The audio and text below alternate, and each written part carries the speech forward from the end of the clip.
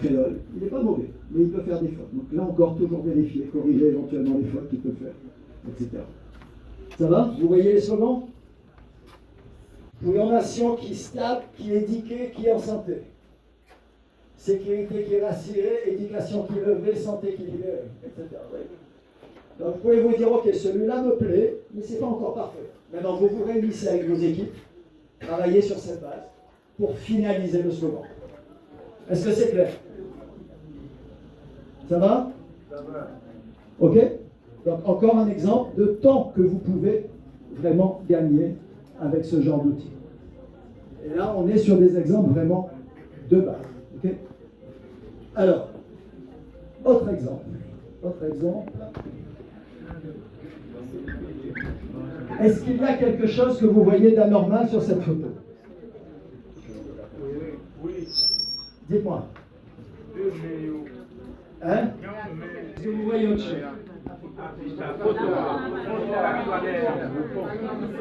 Qu'est-ce qu'il y a comme problème avec la photo? Il n'y a pas de... Il n'y a pas de nom, c'est pas imaginable. On n'a pas le droit de mettre des photos? Non, parce que, je ne sais pas, parce qu'il y a par exemple en France, quand vous votez, il y a les photos des candidats. Mais en Haïti, il n'y a pas le droit. D'accord. Ce qui veut dire que, dans ce cas-là... Ah oui, j'avais oublié ça. Effectivement. D'accord. Donc, il n'y a pas la photo n'est pas autorisée. Ce qui veut dire, quel commentaire on peut faire par rapport à ça? Vous allez probablement, lorsque vous allez lui poser la question. Ok? Donc, c'est pour ça que, je vous dis, c'est une conversation que vous avez avec l'IA. D'accord? Vous allez dire, ok, voilà, ok. Bon, j'ai oublié de te donner un document dont tu as besoin pour pouvoir bien me répondre. Voilà le document. Réponds à nouveau. Autre problème qu'il y a là-dessus, dans un bureau de vote, au moment du vote, vous ne pouvez pas mettre « voter un tel ». Je ne suis pas un expert en fraude électorale, donc c'est ChatGPT. Lui donner une image et lui demander de regarder l'image. 1, 2, 3. Donc vous voyez, je lui demande d'écrire un texte dans l'image.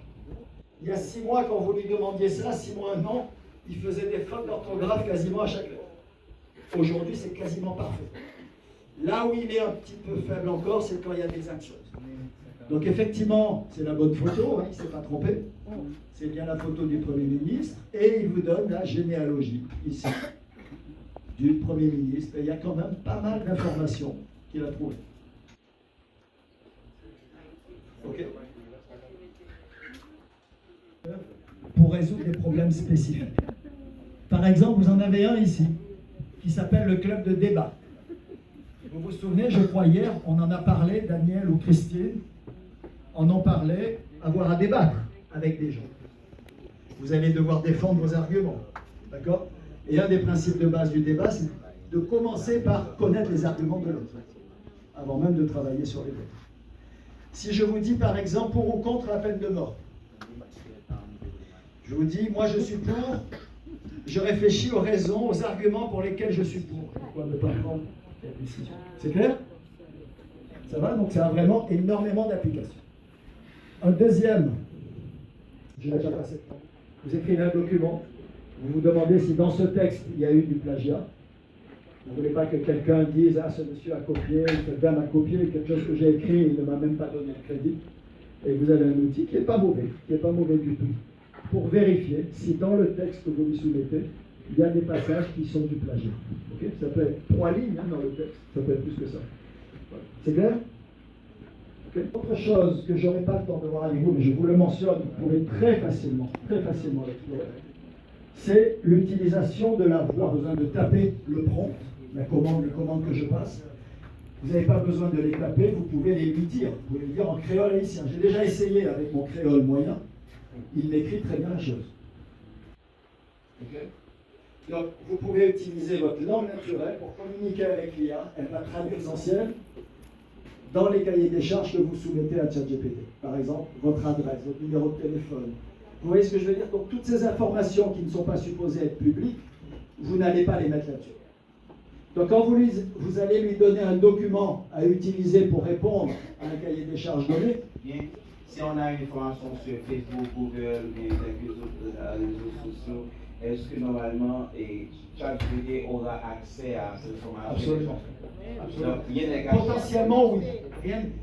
Dites-vous bien que ChatGPT, Google, peu importe. Ça n'a aucune importance. D'accord? Deuxième élément de réponse, c'est que ChatGPT est susceptible d'utiliser tout ce que vous lui soumettez comme données pour entraîner ces modèles, pour rendre ces modèles plus intelligents. Ces modèles deviennent intelligents comme un humain. Vous êtes ce que vous êtes aujourd'hui, je suis ce que je suis aujourd'hui parce que j'ai été dans des écoles déterminées, vous avez été dans des écoles déterminées, vous avez eu des parents qui vous ont appris des choses, vos amis, vos copains, tout ça, la vie que vous avez eue, tout ça, ce sont des données que vous avez collectées. Votre cerveau a collecté ces données, il les a traitées, et le résultat, c'est ce que vous êtes aujourd'hui. Vous voyez ce que je veux dire? Excusez-moi, monsieur. Internet, même si on vous promet qu'on ne va pas faire ci et ça. Donc vous avez des solutions locales aussi. Vous pouvez utiliser des modèles qui sont open source. On peut sécuriser. Ça, c'est en ce qui a trait à la manière dont on peut sécuriser ces données. Normalement, est-ce qu'il y a vraiment une manière de le faire? Ou bien pourquoi on n'a pas accès aux données officielles à l'aide de ChatGPT? Par exemple, maintenant, si je veux savoir comment le CPD dépense l'argent de l'État, est-ce que ces informations-là, est-ce que c'est parce que sont cachées ou bien est-ce que c'est parce que normalement il y a une manière de les sécuriser et afin que tout le monde n'ait pas accès à ces dernières, ou bien est-ce que c'est caché totalement, ou bien est-ce que vraiment il y a une manière de sécuriser l'information? En général, il y a une branche du gouvernement, ne les mettez pas sur Internet. Par rapport à ce fichier, par exemple, analyse ce fichier pour moi et tire-moi les conclusions les plus importantes de ce fichier sur les postes budgétaires les plus importants, par exemple. Okay? Mais ça reste local. Là, je suis sur Internet, là, vous êtes d'accord? Donc tout ce que je lui pose comme question va circuler quelque part sur Internet. C'est crypté, mais certaines organisations vont vous dire, moi je ne veux rien savoir, je ne veux pas que ça circule sur Internet, tout simplement. Ça va? Ça répond à votre question? Mais quand on utilise ces intelligences artificielles, il y a la notion d'algorithme. Donc je ne sais pas si vous allez toucher cette notion plus tard où on peut l'aborder. Non, ce n'est pas l'infrastructure de réseaux neuronaux. Donc c'est un peu comme les neurones du cerveau, sauf que ce sont des neurones artificiels. Ce ne sont pas des neurones biologiques, ce sont des neurones artificiels. D'accord? Donc ce n'est pas un algorithme en tant que tel, c'est un fonctionnement différent. Le fonctionnement algorithmique, c'est l'instruction, puis 3, puis 4, puis 5, puis 6, et puis on recommence. Okay? Là, parce que j'aurais pas le temps. Mais ça va, ça? C'est un peu l'idée derrière. Okay? Oui? Secondaire sous capacité intellectuelle. Ok, je vois la question. Exactement. Donc, sa crainte, c'est que le fait que tout devienne beaucoup plus facile pour nous en termes d'opération intellectuelle va diminuer nos capacités intellectuelles. Potentiellement, oui. Il y a déjà des études qui ont été faites qui montrent que c'est vrai. Il semble que ça soit le cas. Okay? Je ne veux pas élaborer plus là-dessus. Okay? Sinon, je ne vais jamais donner avancer. Ok, oui, c'est un danger. Et ça fait apparaître le fait que l'esprit critique est encore plus important avec l'IA qu'avant. Vous avez posé des questions qui font référence à ça tout à l'heure, qui font référence aux défauts des IA. D'accord, monsieur, tout à l'heure? Indirectement, la question que vous avez posée fait référence aussi à ça. Donc, Terina va vous dire rapidement un petit mot là-dessus. Donc, monsieur Atti a un peu vu avec vous, la majorité des interventions que vous avez faites, vous avez posé des questions qui ont permis. Peut-être pas les pour moi, un peu réseau neuronal, c'est comme si c'est une machine qui interprète un peu genre cerveau humain fonctionner. Donc, il y a plein un peu, même genre humain, tout, c'est des données qui ont bio et puis qui fait que ils viennent gagner un nombre d'informations que vous pouvez répondre. Donc, l'IA générative, c'est pas intelligence artificielle en général, mais l'IA générative, il apprend et il répond à partir de ça l'apprendre. Il va forcément répéter, j'en ai plein d'informations, mais ça dépend de questions posées là et puis il va répondre d'une certaine façon. Et ça crée tout. Concept autour, à force que vous voulez certaines fois des inclusions, que nous avons que par rapport à Gemini, tu as un incident qui est passé côté que, par exemple, des informations historiques qui liées par exemple à pape, que par exemple au pape noir, ni au pape asiatique, et que l'État produit des images qui montraient des papes asiatiques ou des papes noirs. Donc, c'était des biais que vous avez issus de préjugés ou bien des inclusions que vous voulez faire trop de diversité et qui permettent que biais viennent installer. Ça, c'est un premier cas. Et bon, vous corrigez le gougnat, donc c'est bon. Et l'autre point qui est c'est des hallucinations. On a utilisé IA, il y a une réponse qui n'a pas existé. Et ça fait toujours dire nous vérifier source. C'est-à-dire que sans pas changer le genre, sans pas mentionner source là. Donc tout ça, c'est dans le point pour le poser là pour dire que si il y a une source là dans l'information que la baoua pour le mentionner, donc tout ça, c'est pour le capédo réduire un peu des faux sérieux qu'il a gagné. Et dans le plagiat tout, et je me suis montré nous, il y a des outils qu'on peut vérifier s'il y a un plagiat, même si ce n'est pas sur ChatGPT directement, mais il y a des outils qui sont disponibles. Parce que le plagiat est là depuis longtemps.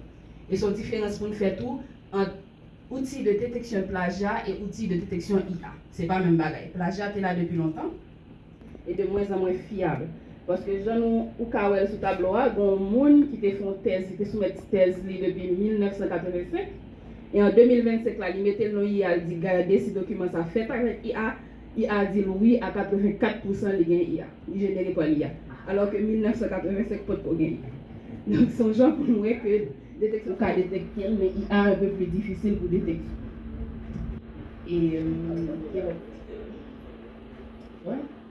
Et objectif là qui va le gagner, on peut voir qu'il y a une réponse plus élaborée quand on a vraiment bon que ou que travail réponse de qualité. Ok? Donc le monsieur tout à l'heure qui dit pas trop fiable, il n'a pas tort. Il n'a pas tort. Et 80% du temps vous aurez raison si le prompt n'est pas de bonne qualité. Ok? Mais maintenant, si vous savez écrire de bons prompts, vous obtiendrez justement. Quand vous dites pas trop fiable, c'est que vous êtes autour de 20%. Oui. L'objectif intellectuel. Oui. Maintenant, pour les écoliers de bas niveau, j'aimerais savoir quel avantage avec les chats GPT pour un élève qui n'apprend pas trop bien. C'est la question. La réponse de ChatGPT, alors je parle de ChatGPT beaucoup, mais c'est vrai pour les autres aussi, pour les compétiteurs. Vous pouvez adapter la réponse de ChatGPT à une audience particulière. Ça veut dire que, par exemple, explique-moi ce que c'est que la physique quantique. C'est pas une question simple. Et réponds-moi comme si j'étais un enfant de 12 ans. Je peux même aller plus loin, il y a quand même un tuteur humain qui accompagne cette expérimentation. Vous voyez? Mais vous serez surpris de voir que l'enfant, très vite, il va capter cette affaire. Très vite. Et j'aurais adoré le tester à grande échelle, je peux vous dire. Mais pour l'instant, c'est pas fait. Mais les résultats étaient surprenants.